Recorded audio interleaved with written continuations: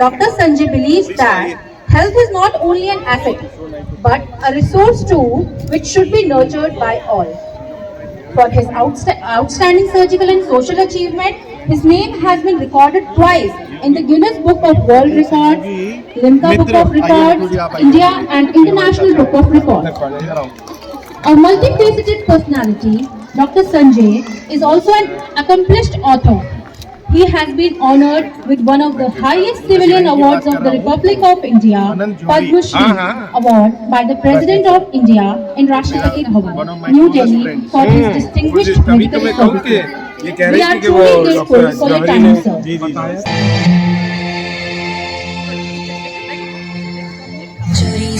चोरी से छुप छुप के मैंने चोरी से छुप के तिनका चुन के सपना एक बनाया। डोरी से बुन बुन के मैंने डोरी से बुन के टुकड़ा सी के सपना एक बनाया।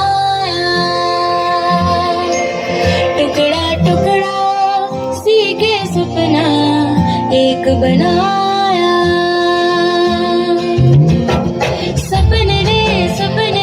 सपने मेरे सच हो जाना रे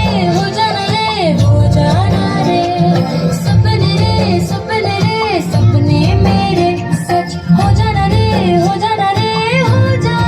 रे कैटवॉक वाली बेबी है तेरी चाल, रेगुलर सूट विच लगदी कमाल। ओ किथे चली जांदी है, तेनू पुछना है कोई सवाल। ओ दस दे कवारियां किस दे तुना जो दूरों जानी है, जान कद जानी है।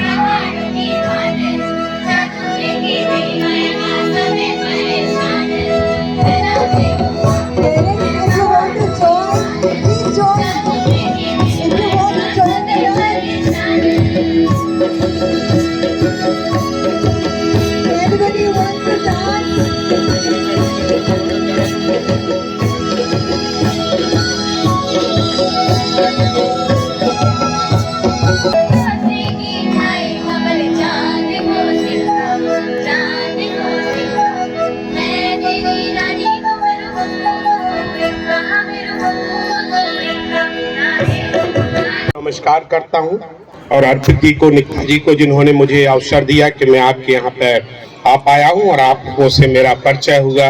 और कुछ यहाँ से अनुभव लेके जाऊंगा। सबसे पहले तो मैं ये कहूँगा, बच्चों ने बहुत अच्छा प्रोग्राम जो मैंने देखा, बहुत ही अच्छा था, बहुत ही अच्छा था। और ख़ास तौर से जो लड़की ने एक ने जो सपने के ऊपर जो अभी एक प्रोग्राम किया गया था, उसका मैं अंत में उस कविता, एक कविता के माध्यम से जो कि सपनों के ऊपर ही लिखी गई है, उसके माध्यम से आयोजकों को और आप लोगों को सुनने के लिए आप सब लोगों को धन्यवाद दूंगा। अभी जैसा कि मैं बात कर रहा था, तो आप सोचिए कि मैं कहूँ, मेरा मानना है भोजन, शिक्षा, स्वास्थ्य सबकी मूलभूत आवश्यकताएं, और जो मैं बताने जा रहा हूं शायद उससे आप शुरू में तो सहमत ना हो, लेकिन आप जरूर हो। मैं आप सब लोगों से एक सवाल पूछता हूं, ये सच है या नहीं? भोजन, शिक्षा, स्वास्थ्य सबकी बुनियादी आवश्यकताएं। मैं कहता हूं, मुझे आपके बारे में तो नहीं पता, लेकिन मुझे अपने बारे में पता है। जब मैं पैदा हुआ तो माँ बाप ने भरपेट भोजन दिया, इसलिए मैं जिंदा रहा। क्योंकि आज भी 75 साल देश को स्वतंत्र हो गए हैं, आज भी 50% बच्चे 5th बर्थडे नहीं मना पाते हैं। They die prematurely because of the, या तो खाने की समस्या या स्वास्थ्य की समस्या रहती है। अब मैं जब 5 साल का हुआ तो मेरे माँ बाप ने मुझे स्कूल भेजा, वो भी हिंदी मीडियम में और सरकारी स्कूल। शिक्षित हुआ, और उसी बीच में यदि बीमार पड़ा तो मेरे माँ बाप ने मेरा इलाज करवाया। गांव में रहता था, आदमियों का डॉक्टर मिला, आदमियों का नहीं तो जानवरों के डॉक्टर से इलाज करवा दिया। आज जीवित हूँ, शिक्षित हूँ, स्वस्थ हूँ, इसलिए यहाँ पर खड़ा हुआ हूँ। आप बताइए, आपके जीवन में इन 3 चीजों के अलावा कोई चौथी चीज की जरूरत है? दुर्भाग्य देखिए, जैसा कि अभी ये कह रहे थे कि हम लड़कों को यहाँ पे आते हैं और माँ बाप या अभिभावक एक बहाना बना देते, आज ये हो गया, आज वो हो गया, इसलिए आज हम बच्चे को नहीं भेज पाए। या कर्मचारी है, कोई ना कोई ऐसा बहाना बना लेता है, उसके आधार पर कहते हैं आज मैं स्कूल नहीं जाऊंगा। वो लोग इस बात को नहीं समझते हैं कि आप इस संस्था के लिए या किसी संस्था के लिए सिर्फ कर्मचारी नहीं है। और आप ये ना सोचिए कि आपके होने से कुछ फर्क नहीं पड़ेगा। आप ये समझिए कि यदि आपके ना होने से फर्क नहीं पड़ता होता तो आदमी आपको जो संस्थान वाला है वो आपको रखता क्यों? कभी आपने ये सोचा कि किसी मास्टर ने छुट्टी ले ली और मास्टर, अरे यार क्या फर्क पड़ता है, 100 मास्टर तो होंगे। हाँ सच है, 100 मास्टर है, लेकिन यदि एक मास्टर है तो वो भी तो किसी कारण के लिए रखा गया है, तो उसे आना चाहिए कि नहीं आना चाहिए? और ये हर जगह है, कोई एक व्यवस्था की बात नहीं कर रहे। अपने पूरे देश में हम तो खुद ही अपने अस्पताल में काम करते हैं, सभी लड़कियों से कहते हैं, सुबह कहती है कि नहीं आज मैं आ नहीं सकती क्योंकि बीमार है। हो भी सकते हैं, क्योंकि बीमारी कोई ऐसी चीज तो है नहीं कि जो कोई बता के आती है, लोग कहते भी है इस बात को है। तो मैं तो ये कहूंगा कि सबको भोजन, शिक्षा, स्वास्थ्य। मोदी जी ने अभी कहा है आत्मनिर्भर भारत के लिए, तो मैं तो प्रधानमंत्री मोदी जी से भी और अपने किसी हर प्लेटफॉर्म से कहता हूं, यदि हमें अपने देश को आत्मनिर्भर बनाना है तो हमें सबसे पहले व्यक्ति को आत्मनिर्भर बनाना पड़ेगा। और आत्मनिर्भर बनने का मूल मंत्र है वो वही है कि सबको भोजन, शिक्षा, स्वास्थ्य, वो भी अच्छा हो, एक सा हो और सस्ता। अच्छा होने से क्या होगा? क्योंकि किसी भी व्यक्ति की जो गुणवत्ता है काम करने की, उसकी गुणवत्ता के ऊपर निर्भर करता है। यदि हम अच्छे डॉक्टर हैं तो हम अच्छा इलाज भी कर सकते हैं, यदि आप अच्छे अध्यापक हैं तो बच्चों को अच्छी शिक्षा दे सकते हैं। लेकिन उस गुणवत्ता के लिए यदि किसी को हमें गुणवत्ता को अच्छा बनाना है तो उसे फिर वही चीजें तीनों देनी पड़ेगी, अच्छा भोजन, अच्छी शिक्षा, अच्छा स्वास्थ्य। उसका मैं एक उदाहरण देता हूं। यदि आप कभी सोचें, एक 6 फुट का व्यक्ति है और एक 4 फुट का व्यक्ति है, यदि राजपाल यादव में और सलमान खान में दौड़ लगा दी जाए तो एक डिस्टेंस को कवर करने में क्या दोनों को बराबर टाइम, बराबर मेहनत और बराबर समय लगेगा? आप लोग अंदाज लगाइए। मेरा मानना है नहीं, क्योंकि जिसके कहते हैं ना कदम बड़े हैं। यदि आपने और भी देखा होगा एथलीट्स में, खासतौर से बच्चों को बता रहा हूं, जो लोग एथलीट में दौड़ते हैं और आज भी यदि ओलंपिक के मेडल मिलते हैं तो वो अफ्रीकन को मिलते हैं। ये आपने देखा होगा। वो क्यों? क्योंकि वो लोग 6.5 फुट के होते हैं और जो 6.5 फुट का जो स्ट्रैप होगा, स्ट्राइड होगी, वो बड़ी होगी, इसलिए वो लोग पहनते। उसी को यदि 3 फुट का आदमी करे तो आप अंदाज लगाइए वो कैसा है। दूसरा, आपने स्वास्थ्य के बारे में और शिक्षा के बारे में माइकल फेल्प्स का नाम सुना होगा। स्विमर थे, वर्ल्ड चैंपियन थे और कई सालों तक रहे, लगातार रहे, उन्होंने हैट्रिक बनाई। तो उनके पैर की बनावट ऐसी थी कि जैसे कि उसको जो पैर की जैसे बतख हो उस तरह का, क्योंकि यदि उसके छेद होंगे तो पानी का बहाव कम होगा। ये है भोजन का महत्व। यदि हमें अच्छा भोजन मिलेगा तो हमारी अच्छी हाइट भी बढ़ेगी, हमारे ब्रेन की भी साइज बढ़ेगी, तो हमारी सोचने की भी शक्ति बढ़ेगी। शिक्षा का महत्व, मैं तो ये समझता हूं कि शिक्षा का महत्व मैं ये कह सकता हूं, यदि आप शिक्षित नहीं होते तो आप यहां नहीं होते। बढ़ते वही हैं जो लोग पढ़ते हैं। ये बच्चों के लिए संदेश है ना, जो पढ़ते हैं वही बढ़ते हैं, नहीं तो छोटे रह जाते और जिंदगी भर के लिए रह जाते हैं। एक बात मैं और कहता हूं कि सभी लोगों से, वो बड़े बच्चों के लिए, छोटे बच्चों के लिए नहीं, हर व्यक्ति मुझसे पूछता है, यार संजय तुम बहुत सक्सेसफुल हो, आपकी सफलता का राज क्या है? तो मैं उनसे यही कहता हूं कि मेरी सफलता का राज बहुत मुश्किल का नहीं है, बहुत साधारण सा है। हर किसी का जो है व्यवहार बहुत अच्छा होना चाहिए। उसको अंग्रेजी में कहें तो सीक्रेट है behaviour, knowledge and skill. B for behaviour, K for knowledge, S for skill. यदि आप भूल जाते हैं तो हमारे नाम के इनिशियल्स याद करें। B for behaviour, my name is BKS Sanjay. तो B for behaviour, K for knowledge, S for skill, और बाद में आप संजय कह सकते हैं। मैंने एक कविता लिखी है अभी मनमोहन सिंह जी की, जब अभी श्रद्धांजलि के टाइम लिखी है। उस कविता का शीर्षक है पहचान। क्या रखा है नाम में, क्या रखा है नाम में? मेरा नाम मत पूछना, मेरा उपनाम मत पूछना, पूछना ही है तो मेरा काम पूछना, क्योंकि नाम नहीं काम बोलता है। और आपने सुना होगा बहुत समय तक हमारे भूतपूर्व प्रधानमंत्री मनमोहन सिंह जी को लोग मौनी प्रधानमंत्री भी कहते रहते हैं, लेकिन यदि आपने उनको देखा होगा श्रद्धांजलि के बाद लोगों ने किस ढंग से श्रद्धांजलि दी।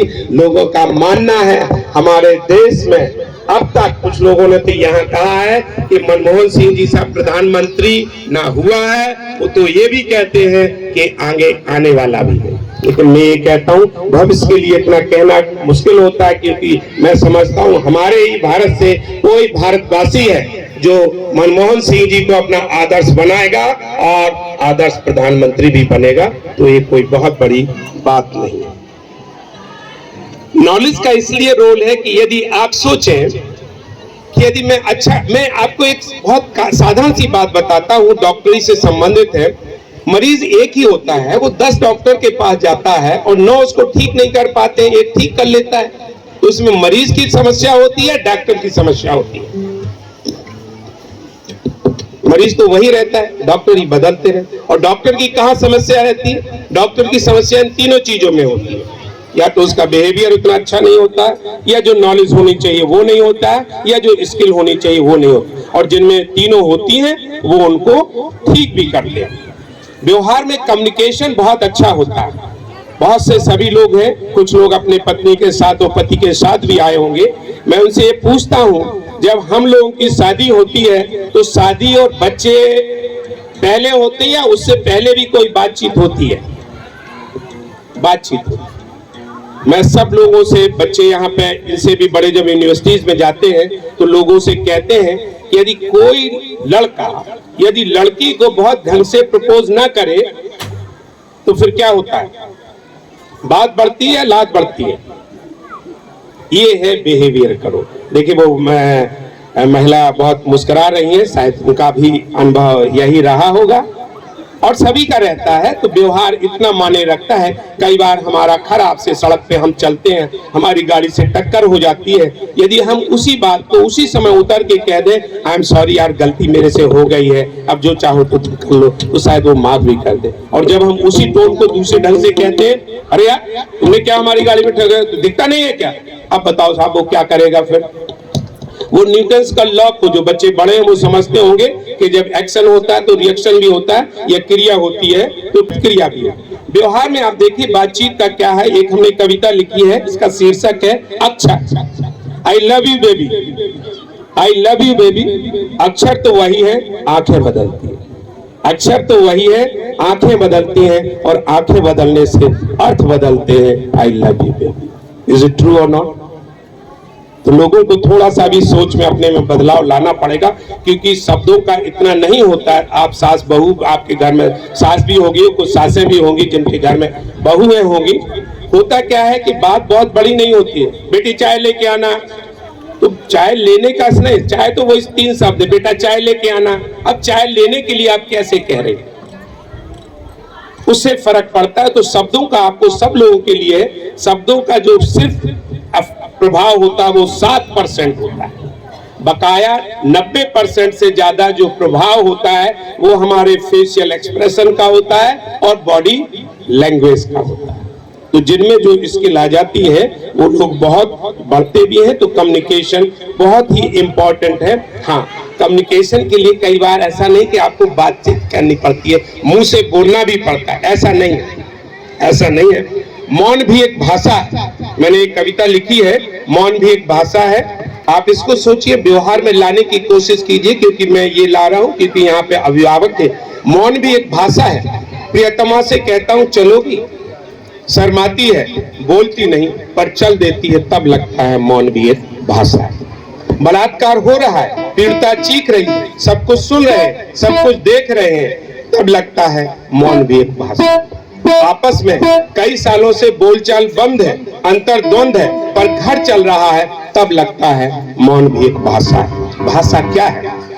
शब्दकोश में विचारों की अभिव्यक्ति या भावनाओं का प्रदर्शन ही भाषा की परिभाषा है। और भाषा शाब्दिक हो या मूक, भाषा भाषा है। भाषा संवाद का माध्यम है, पूरे जीवन यात्रा का साधन है, परस्पर जीने का आधार है। भाषा यदि विकास एवं सम्मान का साधन है तो विनाश एवं अपमान का भी। भाषा ही हम सबके भविष्य की रचयिता है। भाषा ही हम सबके भविष्य की रचयिता है, क्योंकि भाषा कारक है हर घटना की। महाभारत के वर्णन में यज्ञसेनी के कृष्ण के कर्कश शब्दों में अंधे का पुत्र अंधा कहना भी भाषा है, और कृष्ण के मुख सुदर्शन चक्र से सूरज को ढकना भी भाषा है, तब लगता है मौन भी एक भाषा है। महाभारत के युद्ध में कृष्णा की शाब्दिक भाषा महाभारत की नींव है, तो कृष्ण की मूक भाषा महाभारत का अंत, तब लगता है मौन भी एक भाषा है। हाँ, पर मौन कभी भाव की स्वीकृत है तो कभी भाव की अस्वीकृत, पर मौन भी एक भाषा है। हाँ, मौन भी एक भाषा है। ऐसा कहने को तो बहुत है, समय के अभाव के लिए, हमारे लिए भी और आपके लिए। यदि मैं बोलता रहा तो दूसरे लोगों को बोलने का, मैं कविता के माध्यम से आपके आयोजकों को, आप सब लोगों को धन्यवाद भी देना चाहता हूँ और शुभकामनाएं। सपने हमारे और आपके कविता को सुनिए। पहले जब मैंने लिखा तो ये कविता मैं समझता था ये हमारे ही बारे में लिखी हुई है, फिर मैंने पढ़ा है कि नहीं, आप इसको बार बार पढ़ेंगे तो आपके बारे में। ये है वाणी प्रकाशन से, अमेजोन पे इजीली अवेलेबल है, उपहार संदेश है। यह कविता क्रिया नहीं बल्कि प्रतिक्रिया है। यह कविता आपने जो अभी सपने की बात कही थी, आप ही के लिए है।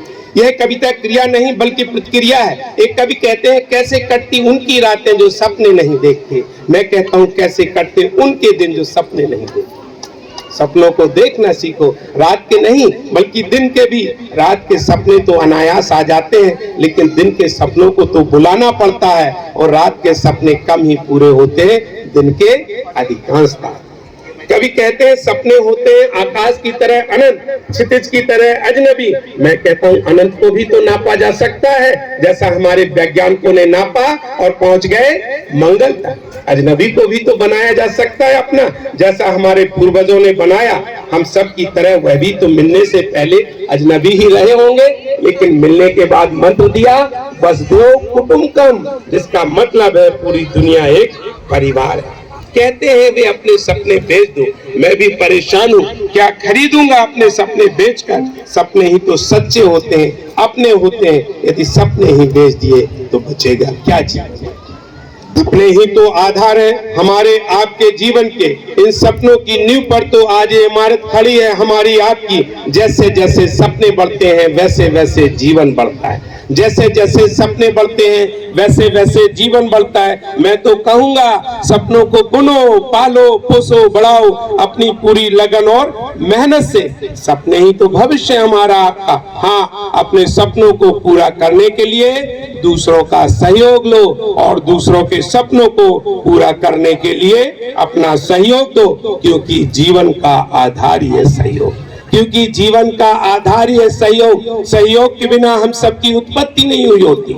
सहयोग के बिना हम सबकी उत्पत्ति नहीं हुई होती, नहीं होता इतना विकास एवं विस्तार। आज यहाँ जो पूरा हो रहा सपना ही तो था और क्या। हमारे सपनों को संभालने के लिए आपको धन्यवाद और आपके सपनों को समझने के लिए हमारा